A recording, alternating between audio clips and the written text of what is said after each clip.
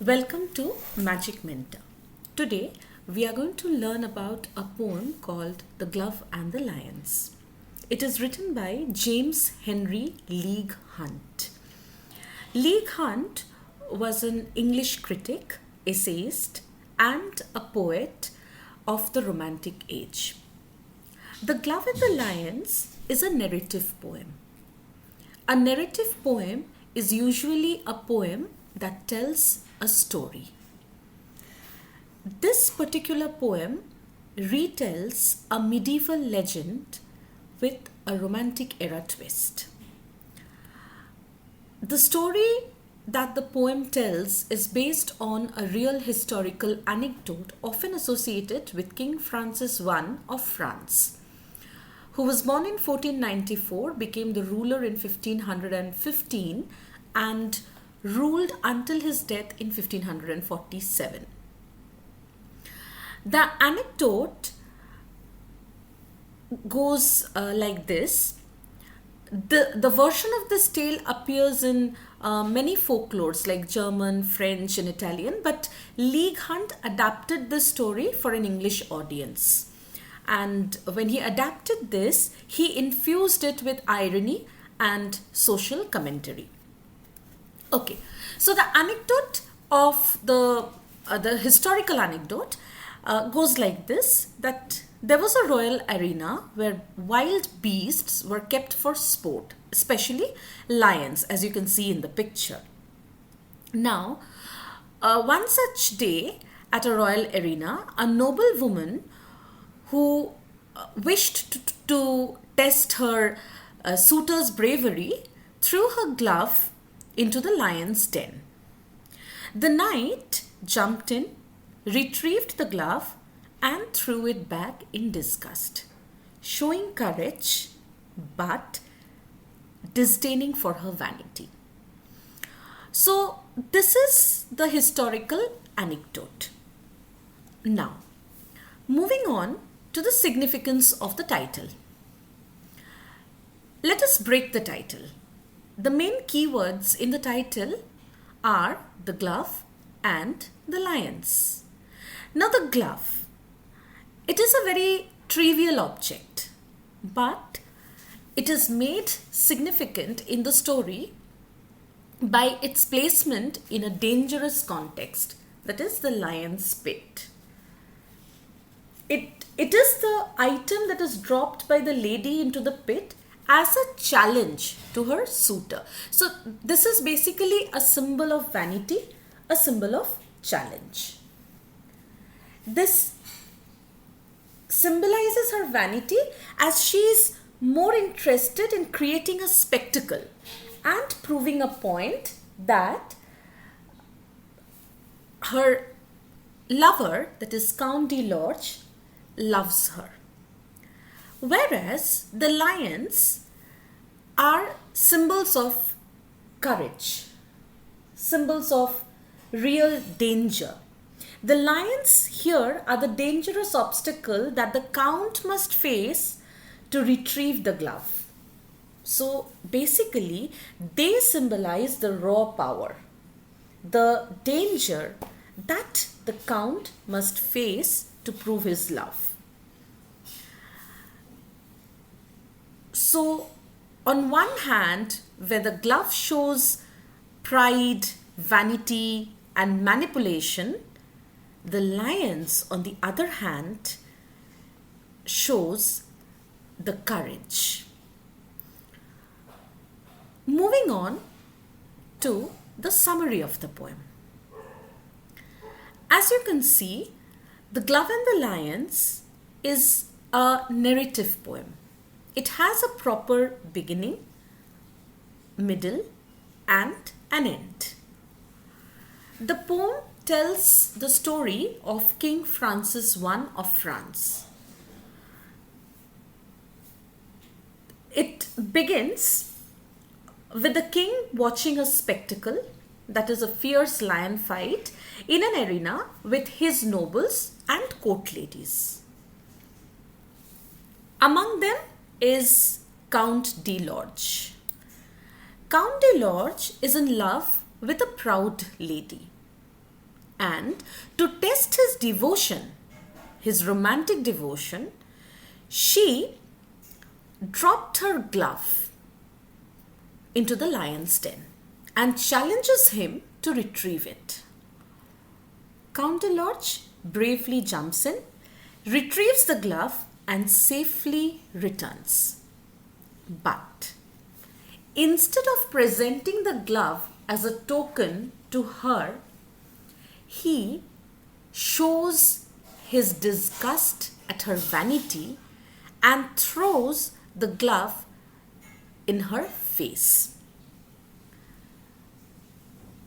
This is the entire story, and the poem ends with a moral message, a powerful lesson about true courage, the dangers of pride, and the manipulation in love. So, if in one line I need to say the poem, what the poem is all about, then it is about a knight known as Count de Lorge who risks his life to retrieve a glove thrown into a lion's den by his vain lady, only to reject her for testing his love through cruelty. That is the summary of the poem. Now, let us move in to the themes of the poem.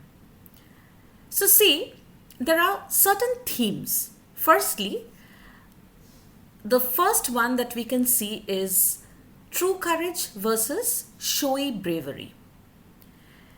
So see, true bravery is always shown through action. It cannot be shown through performance. But here, in this poem, there's a clear contrast between the genuine bravery, the genuine courage, and the bravery performed for show. Count de Lorge's decision to leap into the lion's den demonstrates his real courage. However, his action was not motivated by necessity or heroism. Rather, it was motivated by the lady's manipulative challenge. So see, the poem raises a question here, that is bravery still noble if it is done under pressure or for display? While the crowd cheered after he could retrieve the glove from the lion's den, the Count realized that his deed was prompted by vanity rather than purpose. And therefore, he returned the glove with quiet contempt. Moving on to the next theme, that is pride and vanity. Vanity is something that we see in the aristocratic ladies, especially of that era. Here the lady, who is surrounded by the king, the nobles, and the other ladies, wants to make a spectacle out of love. She wants to test her lover, that is Count de Lorge, not out of any affection. It is not that she is testing his love because she doubts his love. No, she doesn't doubt his love. But it is just because she wants to show people that how much she is wanted. She wants to show that she is the one who would get all the attention. She is seeking an opportunity where she would get the attention of all the people present, and she will achieve a great sense of accomplishment and recognition if her lover retrieves back the glove from that lion's den, because in that way she will be able to show the others that see how much my lover loves me. The next one is manipulation in love. Here in this poem, the love is not portrayed as selfless, but rather it is a tool for manipulation. The lady here demands a dangerous act out of Count de Lorge. And she does not have any kind of empathy for the person. She is very calculative.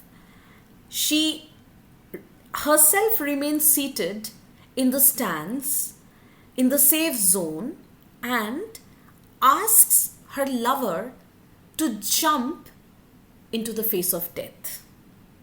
This behavior of hers reflects the toxic side of romantic expectations, where one partner imposes tests to validate the other's love.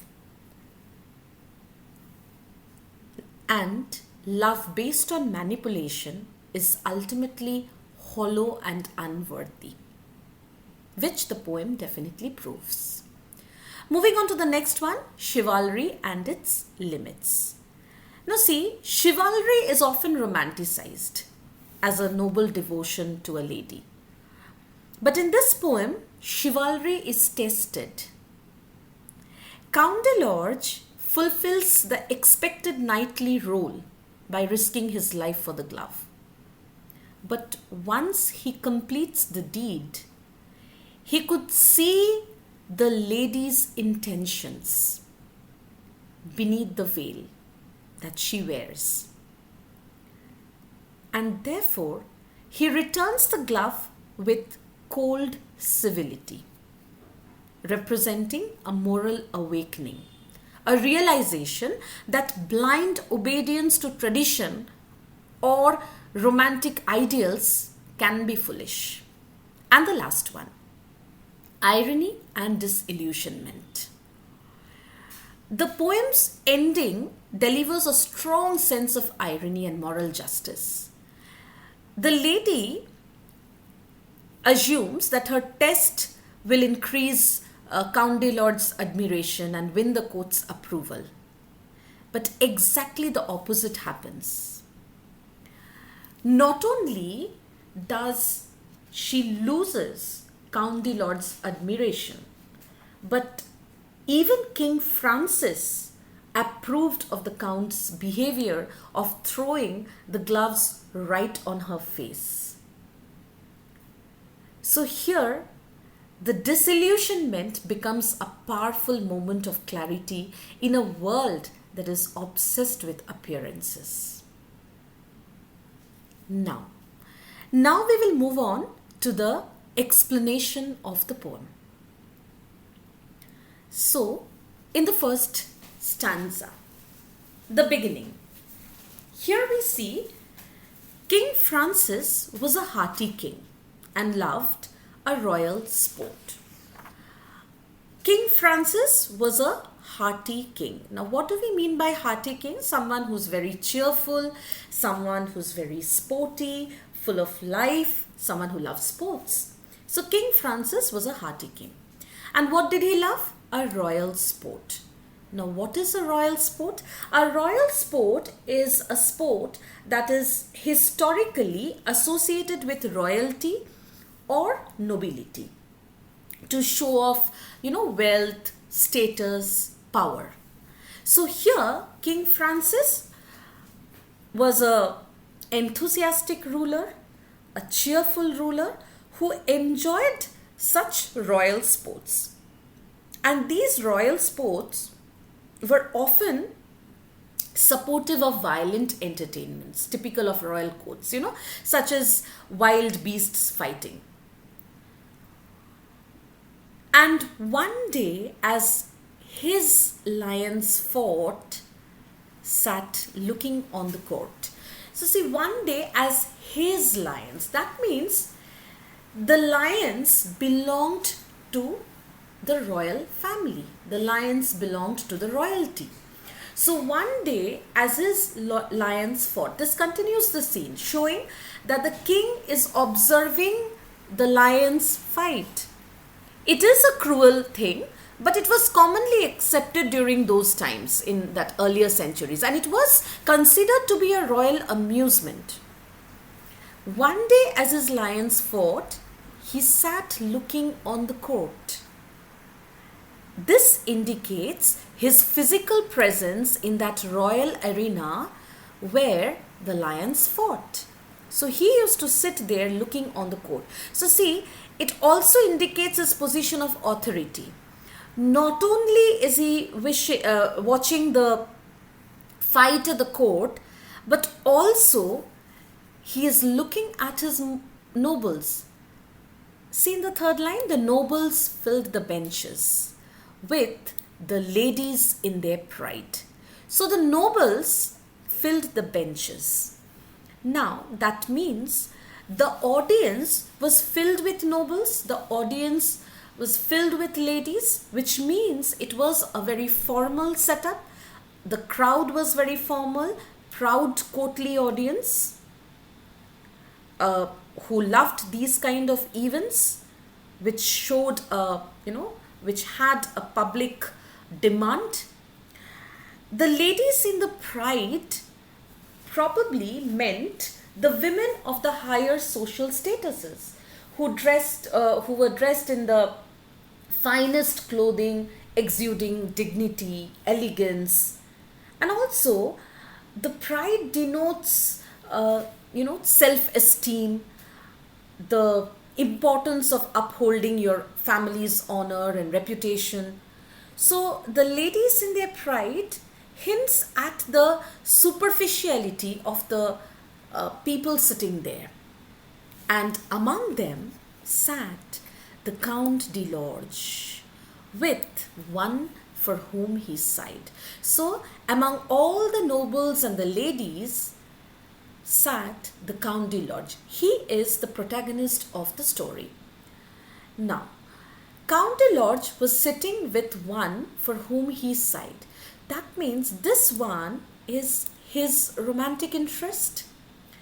And the term that for whom he sighed means that his feelings were earnest, he was emotional, he had true feelings for this lady, and his love probably was also being watched and judged by the people sitting at the arena. And truly, it was a gallant thing to see that crowning show.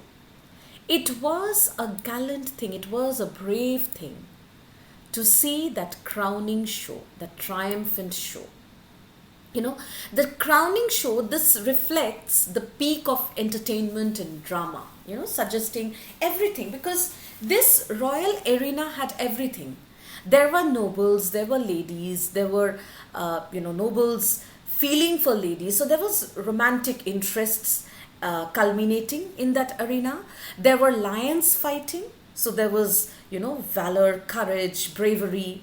So it was a grand theatrical display. Valor and love was there, Truly it was a gallant thing. Valor and love, and a king above, and the royal beasts below. So see, there was valor, there was love. And both valor and love are very noble ideals. Love here means the romantic devotion, and they are very sacred. Both bravery and romantic devotion are very sacred. So Count de Lorge was supposed to have this romantic devotion, and valor was also supposed to be with the nobles, the chivalry, and a king above. So King Francis was literally seated above the arena, in a position that was physically elevated and symbolically, we can say, more powerful. So this phrase reinforces the structure of hierarchy, where the king is watching, detached from,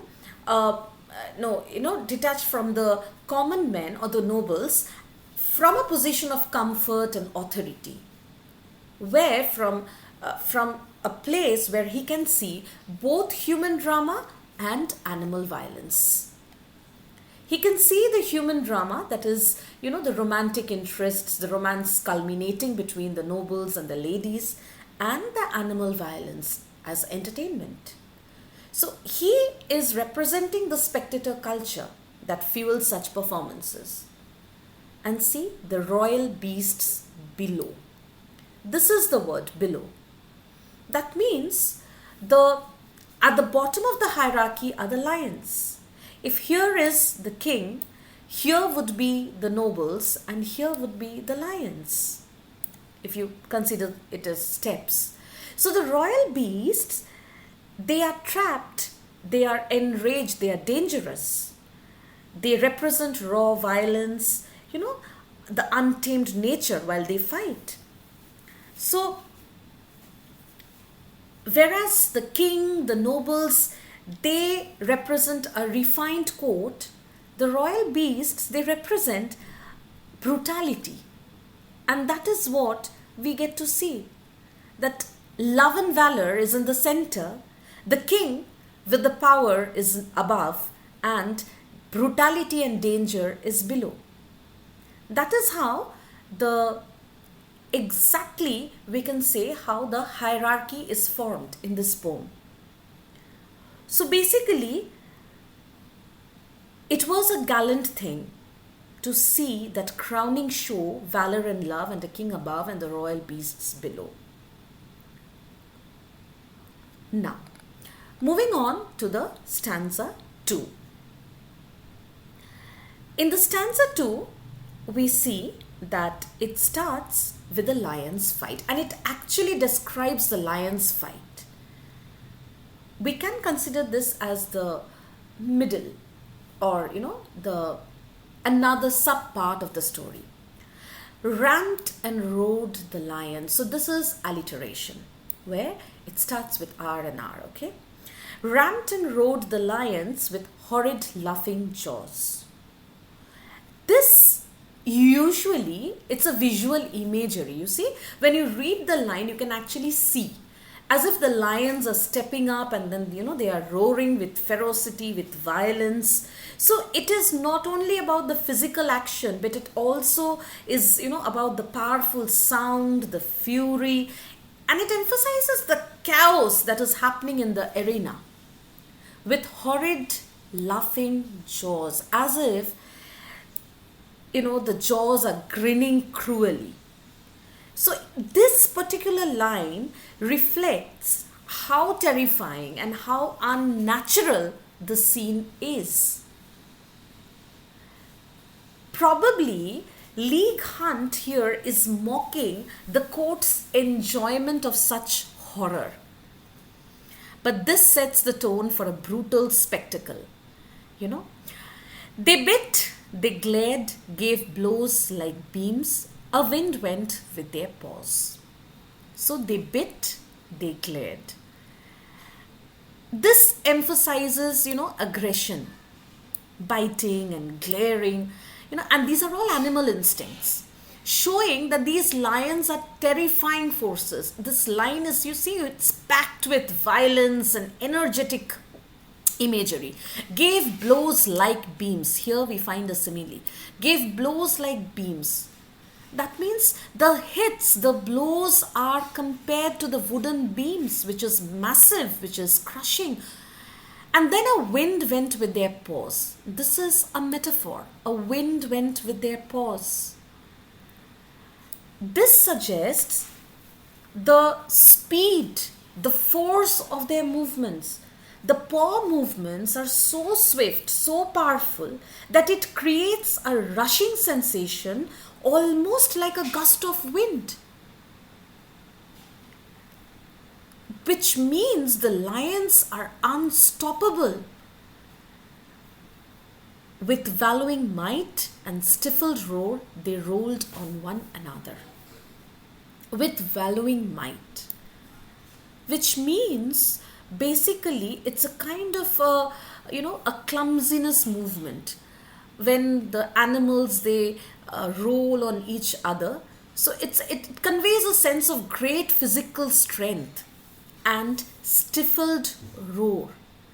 Stifled roar suggesting that these sounds that are coming out are muffled by their struggle. And that happens because of the intensity of the battle. So the image of the lions rolling on one another creates a picture of chaotic and overwhelming combat.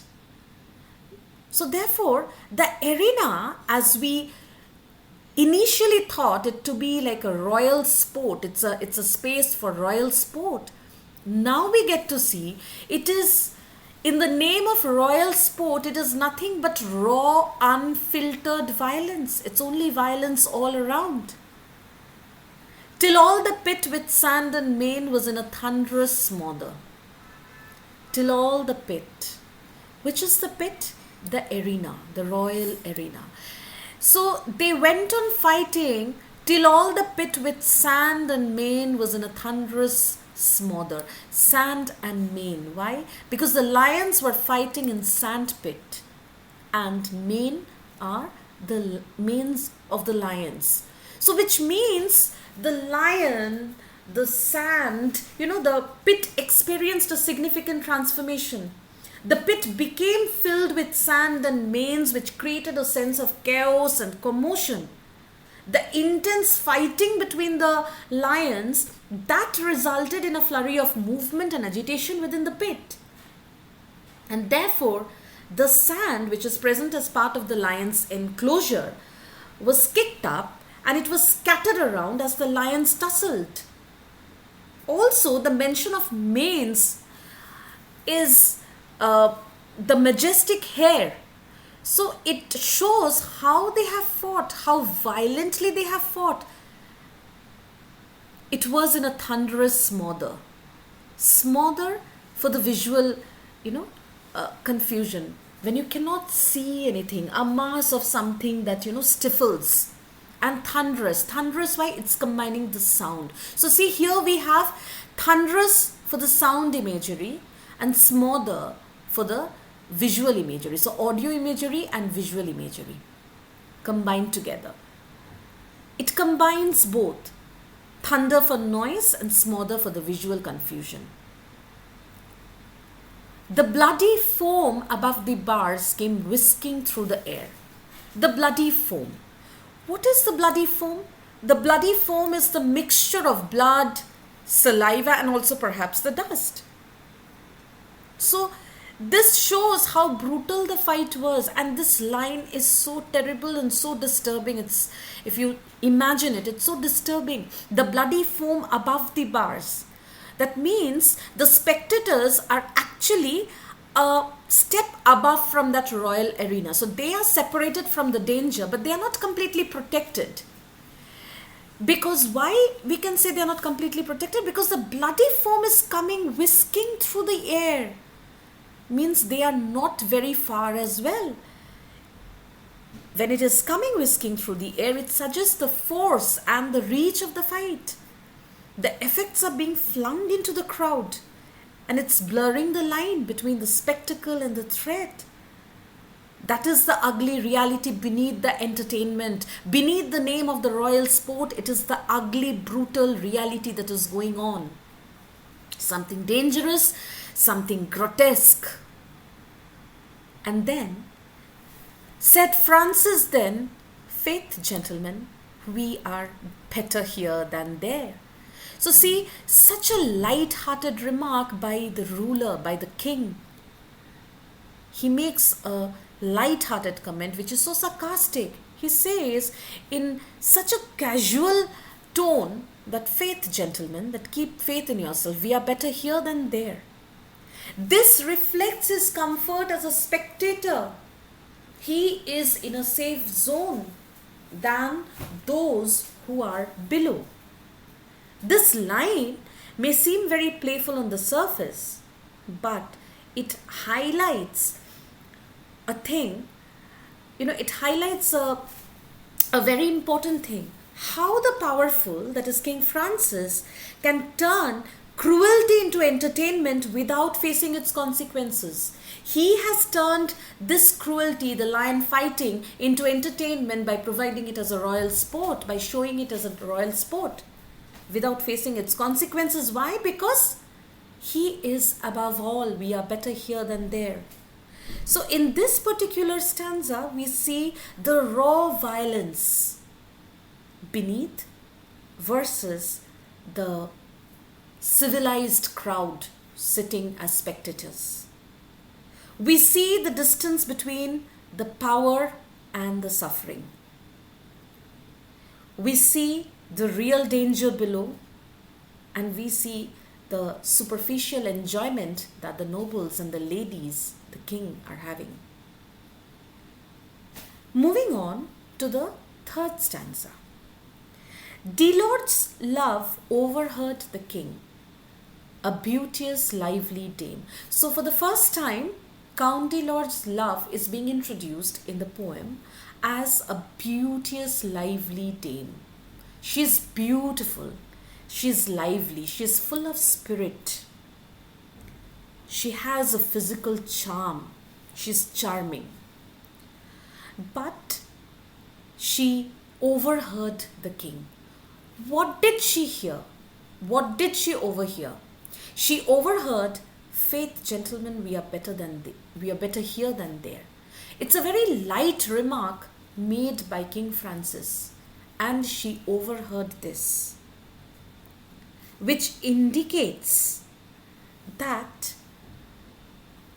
she has taken this very seriously. She has taken that remark very seriously, because after hearing this, she is open to get an opportunity.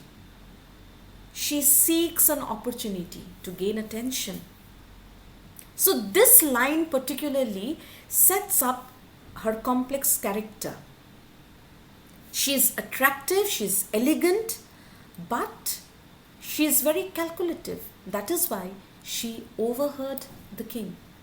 With smiling lips and sharp bright eyes, which always seemed the same. So she had smiling lips. She was ever smiling. She had sharp, bright eyes, which means she was intelligent. She was alert. Possibly she was cunning as well. So she had outward charm, she was intelligent, which always seemed the same. That means she had an emotional constancy. Her smile never changed. She always had bright eyes. That means nobody would understand what is going in her mind, because she could mask her true intentions behind that smile, suggesting that she was not a very emotional person like Count de Lorge, who sighed for her. She thought, "The Count, my lover, is brave as brave can be." The first time that we get into her mind, we enter the lady's mind, where she says, "The Count, my lover, is brave as brave can be." So she's so confident. She's so confident of her lover's bravery. She sees him as the ideal lover, the ideal chivalric knight. However, does she take his bravery, his loyalty towards her for granted? That's the question. He surely would do wondrous things to show his love of me. That means there's a subtle suggestion that she expects, or rather we can say her intentions are very clear in this line, where she expects that her lover will do wondrous things. It could be dangerous as well, to prove his love, to show his love of me, to prove his love, to demonstrate his affection. It's her belief that he would go to any extent to prove his love. That means she believes that love must be proven through grand gestures. Kings, ladies, lovers, all look on. The occasion is divine. I'll drop my glove to prove his love. Great glory will be mine. Please try and understand her intentions. She sees this occasion to be a perfect moment. The occasion is divine. For her, it's a perfect moment to stage a spectacle. She asks the king, the ladies, the lovers, everyone present there to look on. She wants witnesses to her beauty, to her lover's loyalty, because she knows that she is going to create a drama now. She is going to challenge her lover. She knows it. She has already planned it. She knows this is the perfect time. She thinks that her count is brave and would do anything to show his love. And therefore, what does she plan? She plans to drop her glove as a way to demonstrate the count's love for her, to prove his love. I'll drop my glove to prove his love. She sees this thing as a symbolic act to prove others, or rather that will serve as an evidence, of the count's affection for her. Also, she would elevate herself in the eyes of others. It's the lady's vanity, I would say. It is the lady's vanity. She thinks that people present there in the court would be awestruck. They would think that she is so lucky to have a man like him in her life, who can even go to such extent to prove his love. That is what she thinks. So her decision to drop the glove is very much calculated. It is not emotional. It is not emotional. It's a deliberate test meant to create, a heroic scene in front of the courtly audience that would reflect on her. She wants to show people that how much she is loved by her lover, more than his bravery, because she is already confident of his bravery. She doesn't have to show that. So this line perfectly captures the theme of manipulation, the theme of vanity. So in this stanza, we get to see that the lady, that is the lover of Count de Lorge, is introduced, who is, I would say, a vain lady, and somewhat very calculative, because she values attention, she values glory over genuine emotion. And of course, it sets up for the poem's moral twist. Moving on to the final stanza. She dropped her glove to prove his love. So see, she has already put her plan into action. She dropped her glove to prove his love. She dropped her glove to prove his love. She did it deliberately. Why? Just in case, to spark a brave display. Then looked at him and smiled. This is where we see that how unemotional she is. Her smile is the key. She is not at all concerned. She is not at all concerned for the well-being of the man. She looked at him and smiled. She expects him to comply. It's not her look of concern. This smile exposes her vanity and her assumption that love must be proven through spectacle, not sincerity. He bowed. He is, after all, a chivalric knight. So he bowed with the outward grace, with the readiness, out of politeness, out of that chivalry, and in a moment leaped among the lions wild. In a moment, very swiftly, he leaped among the lions wild.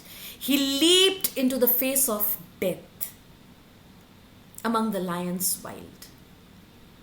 So see, we are again remembered of the brutal game that was going on, the danger. This line that he leaped among the lions wild shows how courageous he actually was. Not only physically, but also emotionally. Why? Because he chose to complete the act.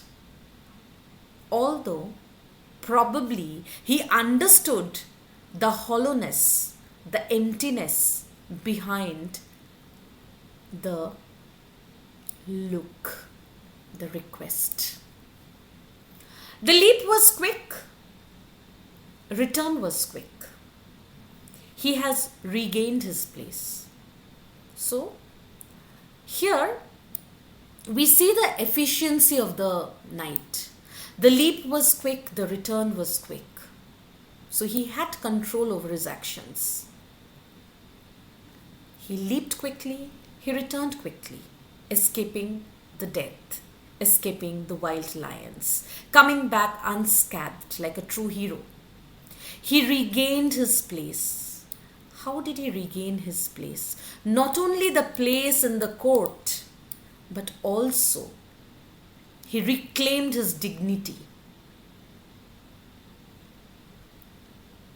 Now, while he fulfilled the outward expectation of chivalry, now he is about to deliver an unexpected twist. What did he do? Then threw the glove, but not with love, right in the lady's face. See, this is the climax of the poem. Then threw the glove, but not with love, right in the lady's face. Here she dropped her glove to prove his love, and here he threw the glove, but not with love. So this is the reversal. It's a crucial shift from here to here. What happens? He threw the glove, but not as a token of love. Rather, with disgust, with defiance, right in the lady's face. Which means he rejected her outright. He rejected her vanity, he rejected her love. Rather, he rejected her understanding of love. So, this particular moment undermines the entire tradition of courtly love. Because true nobility does not lie in blind obedience, but it lies in self-respect. And that is what Count de Lorge did. "By God," said Francis, "rightly done." And he rose from where he sat. So see, this is King Francis's response. And this response is so different from the earlier dialogue that we've seen of King Francis, where he has said that, "Faith, gentlemen, we are better here than there." In this particular line, we see, it was a very light-hearted comment.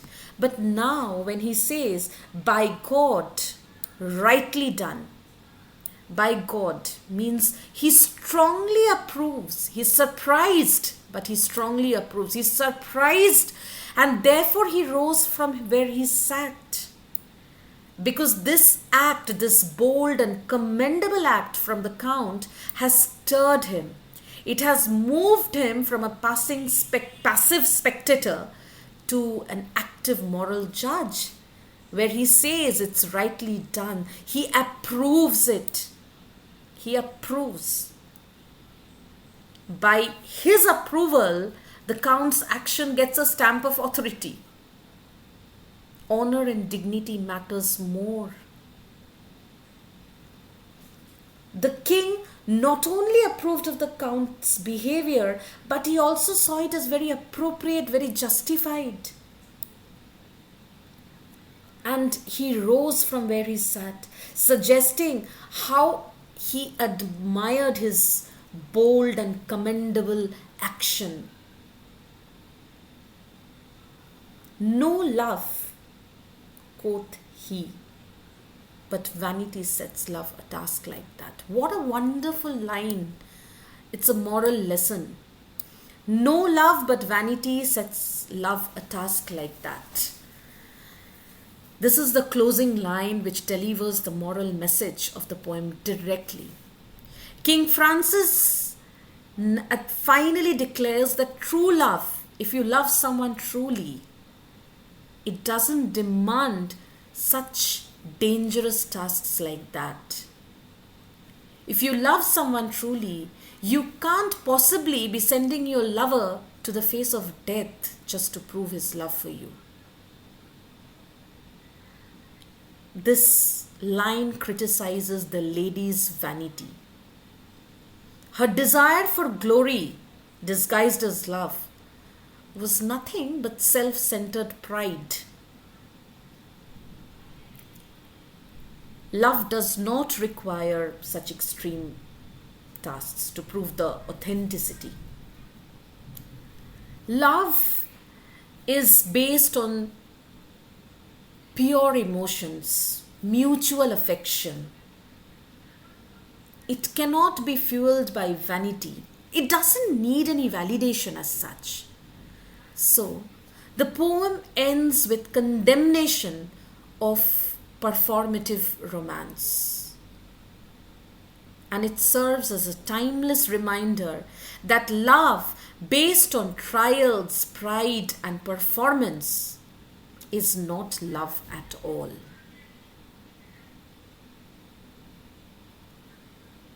The poem ends by King Francis's approval, declaring that her act was vanity. It wasn't love. This is how the poem ends. A very possible question is, why? Why would she do this? Why would she drop her glove? Of course, because of her vanity. But yes, she wanted to test the Count's love. She not only did she want to test the Count's love, but she sought, to gain attention, admiration from all the onlookers present there. She believed that the Count's valiant act of retrieving the glove would enhance her status amongst the audience. And therefore, she did such a blunder. But finally, thankfully, the king's reaction, the Count's reaction, was greater than what she had done. The statement of the king that, love should never be tasted or manipulated for the sake of vanity is something that one should remember. So probably through this poem, if we see, if we talk about a moral lesson or, a message that the poet wanted to convey, it would definitely be cautioning the readers against the superficiality of certain tests of love and highlighting the importance of genuine emotions and selfless love. And true love should not be treated as a game. Now, moving on to the literary devices of the poem. Basically, there are lots of literary devices, and we'll get into the main ones. Alliteration, as I've already told you. Alliteration is one where you see ramped and road. That's an alliteration. Imagery, the poet used vivid descriptive language actually for portraying imagery. We have seen audio imagery, we have seen visual imagery, we have seen sensory imagery. So, wherever you can see or hear the lines, you can count that as imagery. Simile is the one where you see gave blows like beams. So, that one. Uh, and metaphor, as I told you already, a wind went with their paws. That is metaphor. So I hope you all have understood the poem. If you have any doubts, you can feel free to ask me. Till then, all the best. Thank you.